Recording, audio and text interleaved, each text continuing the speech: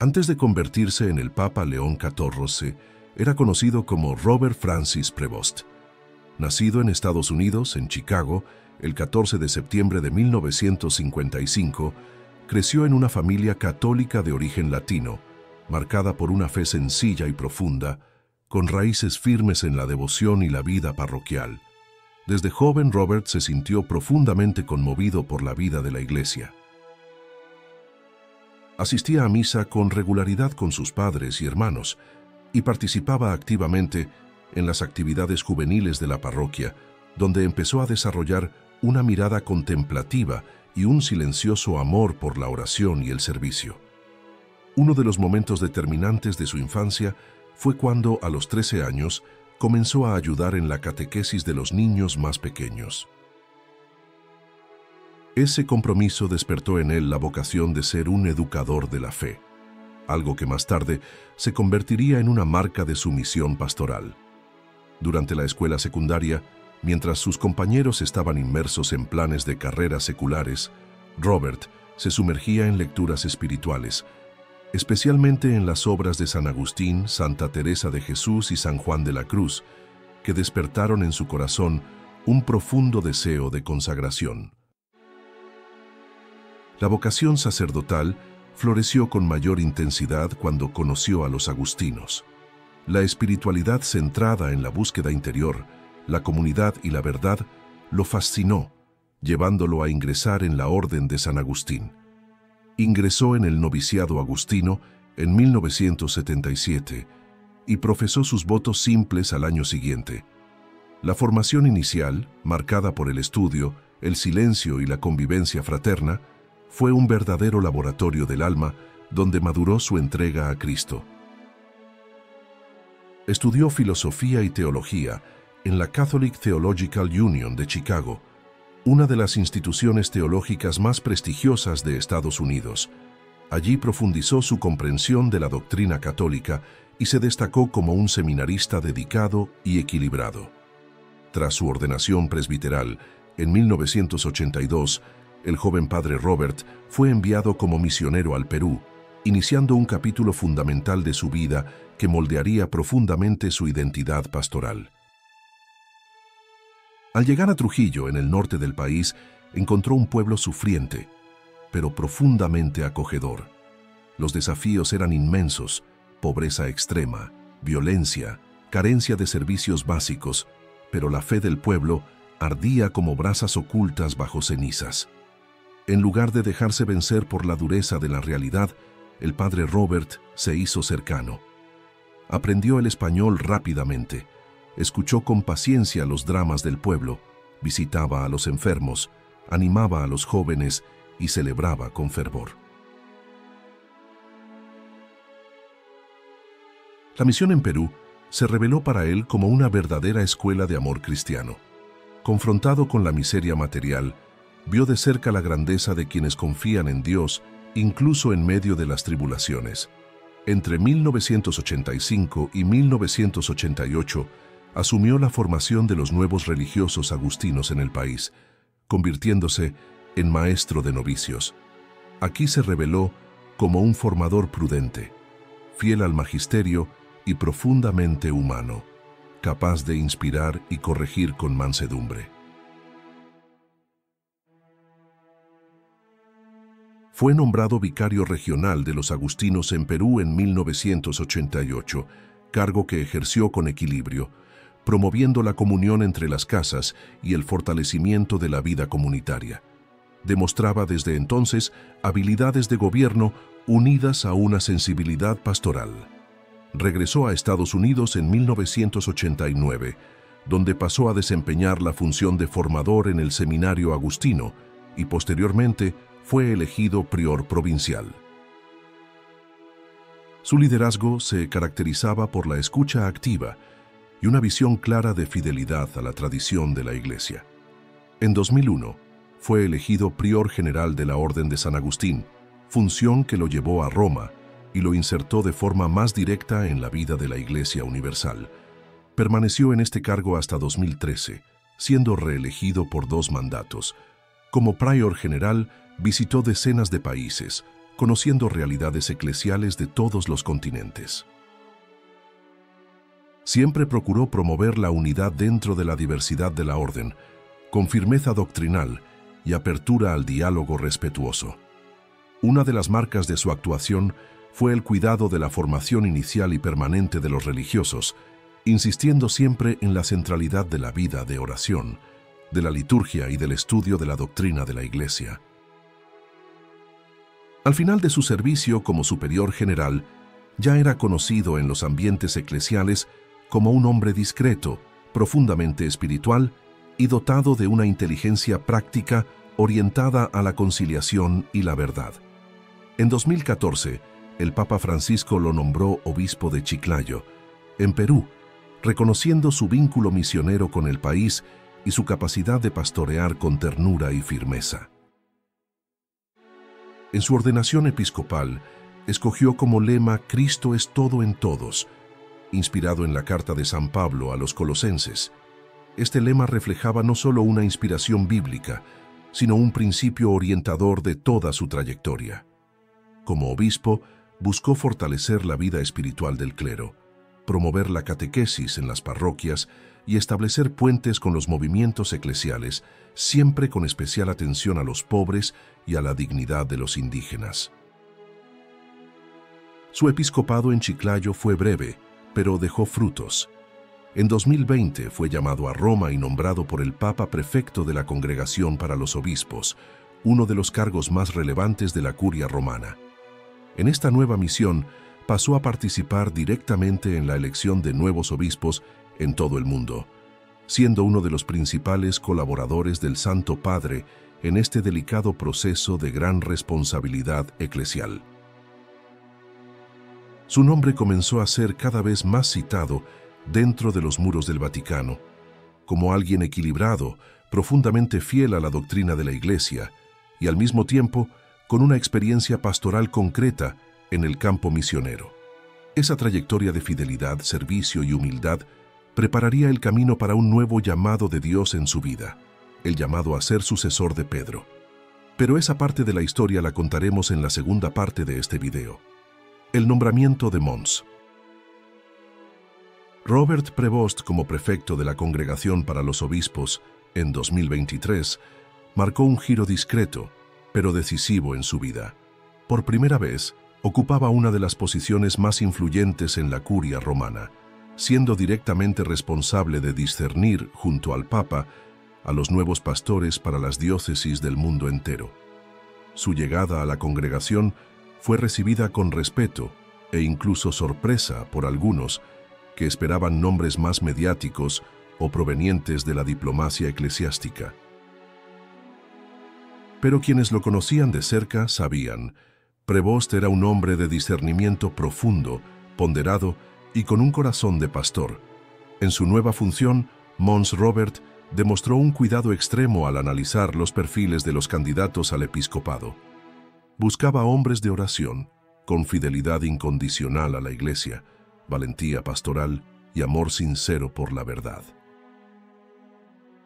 Él creía firmemente que un obispo no debía ser solo un administrador, sino sobre todo un padre espiritual, alguien que supiera enseñar, gobernar y santificar según el modelo del buen pastor. En esa misión también enfrentó resistencias. Algunos sectores esperaban elecciones más alineadas con ideologías o visiones políticas, pero Prevost se mantuvo firme. Su brújula era el magisterio de la Iglesia, el catecismo y el Evangelio. A pesar de la importancia del cargo, nunca dejó de vivir con sencillez. Continuaba celebrando misas diarias, confesando y participando en momentos de oración con sus colaboradores. Su rutina espiritual era la fuente de su equilibrio. En poco tiempo, fue ganando la confianza de los cardenales y de los superiores de las otras congregaciones. Su discreción, lealtad y claridad de ideas lo convirtieron en un consejero muy solicitado dentro de los muros del Vaticano. Cuando el Papa Francisco lo creó cardenal en 2023, muchos vieron en esa decisión un reconocimiento merecido por su larga trayectoria y por su dedicación silenciosa al bien de la Iglesia. Como cardenal, recibió el título de San Marcello al Corso, una antigua iglesia de Roma que simbólicamente representaba bien su espiritualidad, centrada en Cristo crucificado, cercana a los que sufren y profundamente arraigada en la tradición. Incluso tras convertirse en cardenal, siguió evitando los reflectores. Prefería la escucha al discurso, el discernimiento a la prisa, la profundidad a la apariencia. En reuniones sinodales hablaba poco, pero cuando lo hacía, sus palabras eran escuchadas con atención. Sus escritos e intervenciones públicas siempre fueron firmemente católicos, profundamente bíblicos y marcados por la espiritualidad agustina. No usaba el lenguaje ambiguo que a veces confunde, sino la claridad de los santos. Muchos jóvenes sacerdotes y religiosos empezaron a seguirlo como un modelo de fidelidad y sobriedad. Él no era un innovador en el sentido moderno de la palabra, sino un guardián de lo que realmente importa, la verdad revelada por Cristo. Su espiritualidad personal estaba marcada por 3 pilares: silencio, adoración y estudio. Era común verlo en oración prolongada ante el Santísimo Sacramento, incluso después de jornadas agotadoras de reuniones y compromisos.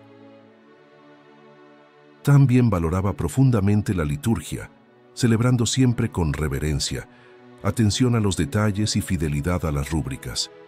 Decía con frecuencia que la forma en que celebramos moldea la forma en que creemos.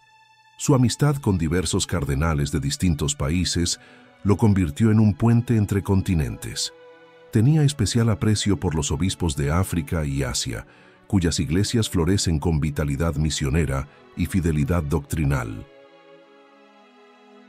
Aun con toda esa influencia creciente, nunca se involucró en disputas internas ni facciones.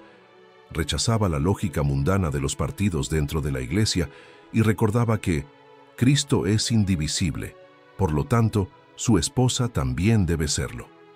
Durante el periodo de transición en el Vaticano, tras el agravamiento de la salud del Papa Francisco, Monseñor Robert se mantuvo en silencio orante. No daba entrevistas, no hacía insinuaciones, solo rezaba, esperando la voluntad de Dios. Cuando se declaró la sede vacante, muchos analistas empezaron a especular nombres. Prevost no era señalado como favorito por los medios de comunicación. Su nombre circulaba entre los discretos, los que prefieren la profundidad a la apariencia. Aún así, dentro del colegio cardenalicio, su nombre surgió con fuerza en las conversaciones privadas. Quienes lo conocían sabían de su piedad, su firmeza, su prudencia y su lealtad absoluta a la Iglesia. No era el más carismático ni el más elocuente, pero era el más confiable. Y en tiempos de confusión, el Espíritu Santo suele guiar a la Iglesia por caminos inesperados. En los días que precedieron al cónclave, Monseñor Robert fue visto varias veces en oración en la Capilla Paulina, en silencio, con la mirada fija en Cristo crucificado. Era como si ya se preparara, sin saberlo, para el peso del ministerio petrino. Durante el cónclave, su comportamiento fue el mismo de siempre, discreto, recogido, atento a la voz del Espíritu Santo. No hizo campaña, no pidió votos, no dio entrevistas, solo rezó. Fue en una de las votaciones decisivas cuando su nombre comenzó a aparecer con consistencia. Los cardenales veían en él a un hombre de fe sólida, de experiencia concreta y de confianza irrestricta en la acción del Espíritu Santo. Cuando se alcanzó el número de votos necesarios, Robert Prevost inclinó la cabeza en silencio. Tras unos instantes de recogimiento, aceptó la misión pronunciando las palabras que resonaron como un susurro lleno de temor. Acepto, por la gracia de Dios. Escogió el nombre de León XIV, un nombre que no se usaba desde hacía más de un siglo y que traía consigo el eco de un pasado glorioso, doctrinalmente firme y pastoralmente vigilante. ¿Pero qué significaba ese nombre? Al aceptar la misión petrina, Robert Francis Prevost eligió un nombre que inmediatamente atrajo atención y reflexión: León XIV, un nombre que evocaba fuerza, doctrina y valentía, y que no se usaba desde León XIII, el papa de la encíclica Rerum Novarum. El nombre León está profundamente asociado a un periodo de la historia de la Iglesia en el que el papado se consolidó como voz moral ante el mundo moderno, sin doblegarse a presiones ideológicas o políticas. La elección, por tanto, era una señal. León I, el Magno, fue el papa que enfrentó a Atila, el Huno, con firmeza y valentía, y que consolidó la doctrina sobre la naturaleza de Cristo en el Concilio de Calcedonia. Un verdadero defensor de la fe. León XIII, por su parte, fue un maestro del magisterio, autor de encíclicas como Rerum Novarum y Humanum Genus, defensor de la doctrina social de la Iglesia y combatiente de los errores del modernismo y el laicismo. Al elegir ese nombre, el nuevo papa parecía querer alinearse con ese espíritu de claridad doctrinal, valentía pastoral y compromiso con la verdad. No era una elección aleatoria, sino cuidadosamente reflexionada. Desde el inicio de su pontificado, León XIV demostró que su gobierno estaría marcado por el equilibrio entre continuidad y auténtica renovación, siempre enraizada en la tradición viva de la Iglesia. En el discurso de presentación a la multitud reunida en la plaza de San Pedro, su primera salutación estuvo marcada por la humildad y el silencio. No pronunció discursos largos, solo pidió oraciones. Recen por mí, para que sea un pastor según el corazón de Cristo. En los primeros días tras la elección, mantuvo una rutina recogida. Evitó los flashes y los aplausos fáciles. Prefería los momentos de oración en la capilla Redemptoris Mater, donde meditaba ante el crucifijo en profundo silencio. Internamente en el Vaticano, comenzó a reorganizar la rutina espiritual de la curia, reforzó la adoración eucarística, retomó retiros espirituales periódicos y promovió momentos de silencio para los dicasterios. Muchos percibieron que el estilo de León XIV era sencillo, pero cargado de profundidad. No era un reformador de estructuras, sino un renovador de corazones, empezando por el clero y la vida consagrada.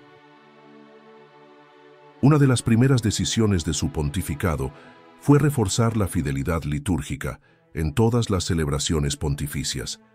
Insistió en que la Santa Misa se celebrara con belleza, sobriedad y obediencia a las normas litúrgicas. León XIV también reforzó la necesidad de usar el latín en celebraciones solemnes, no como señal de elitismo, sino como expresión de la unidad de la Iglesia universal, en continuidad con el Concilio Vaticano II y sus documentos. En sus encuentros con los obispos recién nombrados repetía: «La doctrina no nos pertenece, somos sus siervos, no sus dueños». Esta frase se convertiría en uno de los pilares de su pontificado. Al mirar al pasado de León XIV, percibimos que su elección no fue fruto del azar, sino de una obra paciente de la providencia.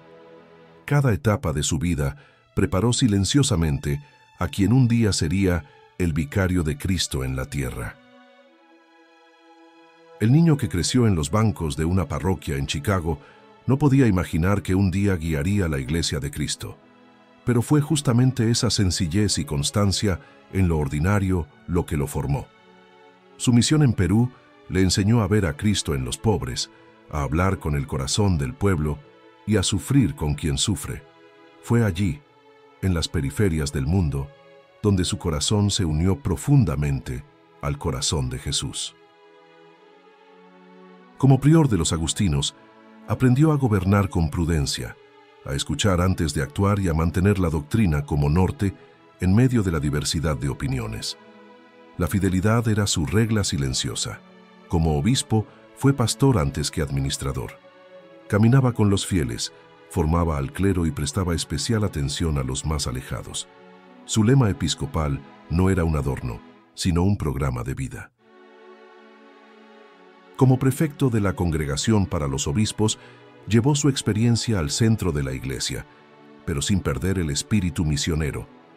Sabía que la Iglesia vive no en el poder, sino en la cruz y en la entrega silenciosa.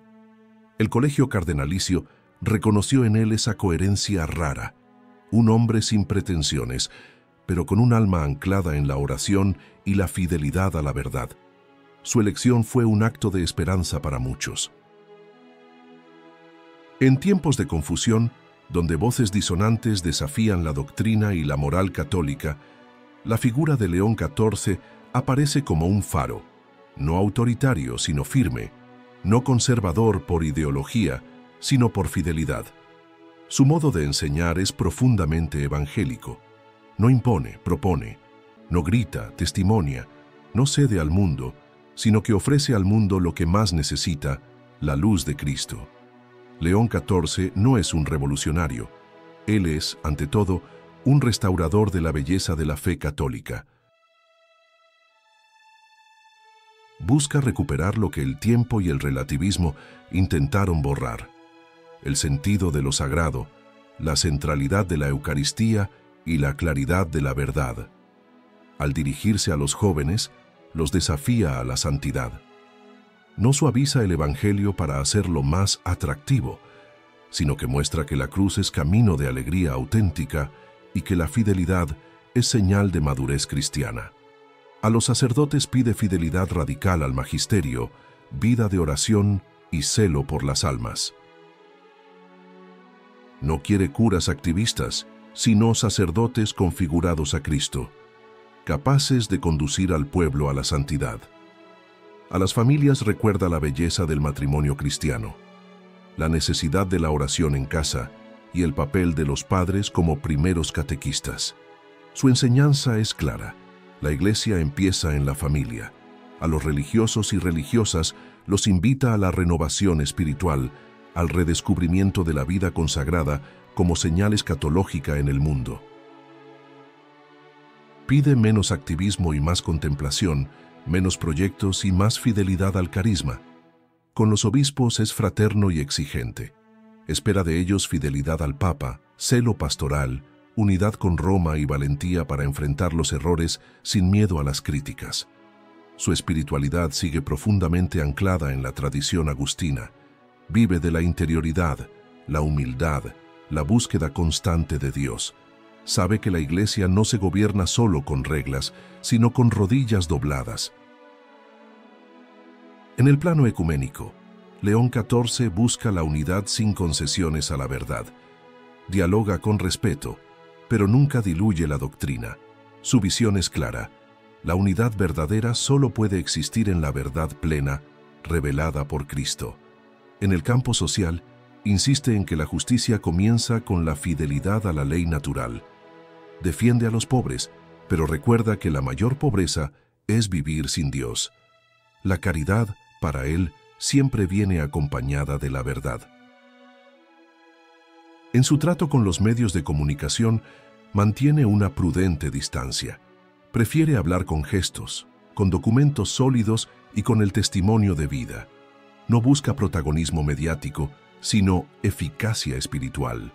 Sus discursos son densos, anclados en la tradición, con fuerte referencia a los padres de la Iglesia, los concilios y el magisterio constante. No inventa novedades, solo recuerda lo esencial con nueva luz. La marca de su pontificado, ya en los primeros años, es la restauración. No la restauración de formas vacías, sino la restauración del espíritu católico, de la claridad doctrinal y de la santidad como vocación universal. Muchos fieles alrededor del mundo volvieron a entusiasmarse con la fe, redescubriendo el valor de la misa, de la confesión frecuente, del rosario y de la fidelidad al Papa. León XIV encendió una llama dormida. Naturalmente hay resistencia, siempre la ha habido, pero León XIV no se deja intimidar. Su mirada permanece fija en Cristo, como San Pedro al caminar sobre las aguas. Sabe que, fuera de la barca, solo hay tempestad. Al final, lo que el pasado de León XIV nos enseña es que los grandes papas no surgen de campañas ni de eslóganes. Nacen del silencio de la oración, de la fidelidad al deber diario y del coraje de decir sí a Dios. León XIV no es un héroe mediático, Es un padre, un pastor, un siervo de la verdad. Y eso es lo que la Iglesia necesita en tiempos turbulentos, no estrellas, sino santos, y todo indica que el pasado de León XIV lo preparó exactamente para ello.